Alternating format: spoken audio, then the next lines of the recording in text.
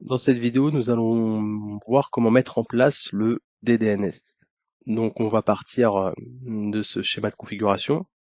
Il y a déjà un serveur DNS de mise en place avec un service très basique pour une zone directe qui s'appelle cloudgate.labo et un PC client qui tourne sous Windows XP qui se nomme SatoPC. Donc, le but du jeu, c'est lorsque le PC client euh, reçoit des informations réseau via DHCP qui seront inscrits automatiquement dans le serveur DNS.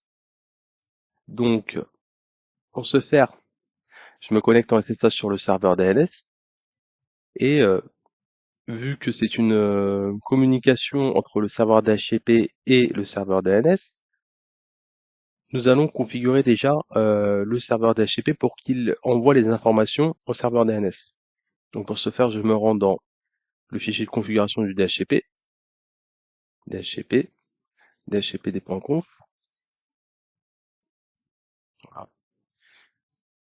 Ici, je vais rajouter quelques lignes. Déjà, je vais activer le DDNS par cette ligne DDNS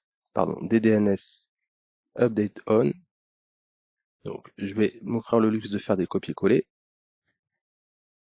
Par cette ligne, on active le DDNS et par celle-ci, on définit le style qui est en mode standard. Ensuite, nous allons déclarer la zone pour laquelle le DDNS sera mis en place. Ici, la zone, c'est cloudgate.labo. Donc, ici, et le serveur DNS est sur la même machine que le serveur DHCP. Donc, il va envoyer, le serveur DHCP va envoyer les informations à lui-même sur la même machine, au serveur DNS qui est sur la même machine, donc 127.0.0.1. Donc, par ces trois lignes-là, enfin ces trois blocs, 1, 2, 3, le DDNS est configuré, en tout cas pour la partie DHCP. Donc, je quitte, je sauvegarde. Et je me rends sur le fichier de configuration du DNS. Donc etc bind name.conf.local. Ici, dans le bloc de la zone, je vais rajouter une ligne qui va autoriser la communication avec le DHCP. Et là, c'est par la commande allow update. Et là, je rajoute l'adresse IP. Là. Je rajoute la ligne allow update sans S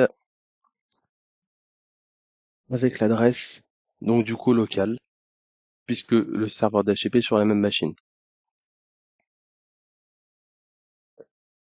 Je quitte, je sauvegarde. Je vais constater quelque chose. Je vais aller dans le fichier, la base de données du DNS, dans var cachebind, cloudgate.zconf.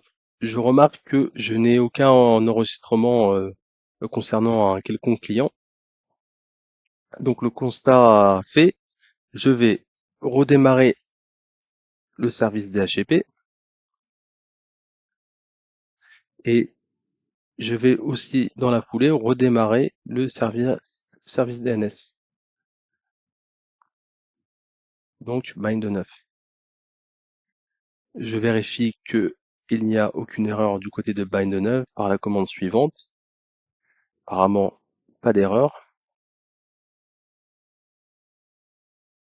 Du coup, je vais lancer un client XP.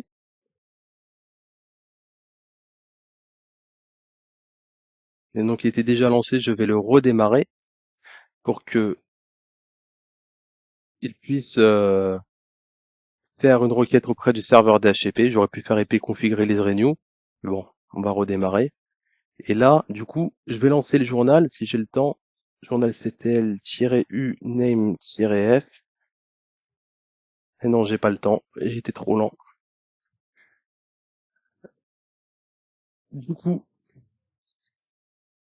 ipconfig, il a bien récupéré une adresse. La synchronisation des informations sur le serveur DNS met un certain temps. Donc pour l'accélérer, je vais lancer cette commande rndc sync et je vais aller vérifier dans var cache bind que le PC s'est bien enregistré. Donc le, le PC s'est enregistré, il y a eu quelques modifications au niveau du fichier, mais on voit que le PC s'est bien enregistré de manière automatique, le PC client. Donc voilà, on a mis en place le DDNS. Je vous remercie et à bientôt pour une nouvelle vidéo.